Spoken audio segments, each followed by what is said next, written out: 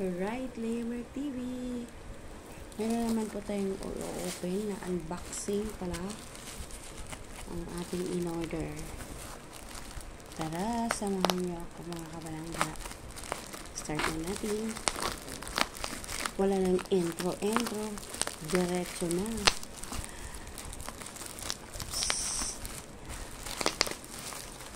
O diba, sa ano to? May kanina. Dapat kahapon pa po dadating. Dumating pala. Dapat kahapon pa siya. Malaki din pala siya. Ano Okay. Hirap naman ito. Punit naman tayo isda eh. Ayan. There we go. So, meron siyang handle. Diba? Sana all. May handle. Sana all may humahawak. Ayan. Sana hindi na tumakis-kisan. Okay, so ito yung kanya na kawali. Ano to siya? Non-stick. Non-stick na kawali. Diba? Unboxing lang tayo. Kasi yung dati namin ito, meron ng nawala na yung kanyang sticky. Yung ganito, Kaya nadikit na siya kapag ginagamit. So, ganyan lang. Ganyan. Antok na ako.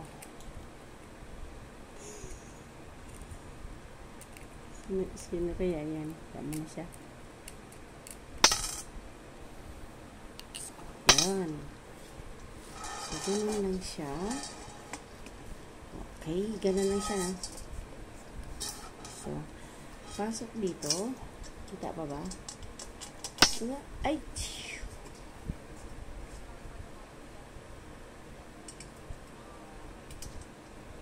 So, dapat pala, to yung pag dito.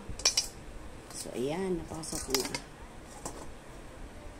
Ipitan lang natin ng konti. Muna. Ano kaya kailangan?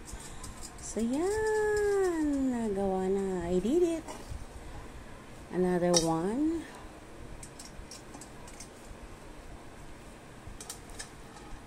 So, yan.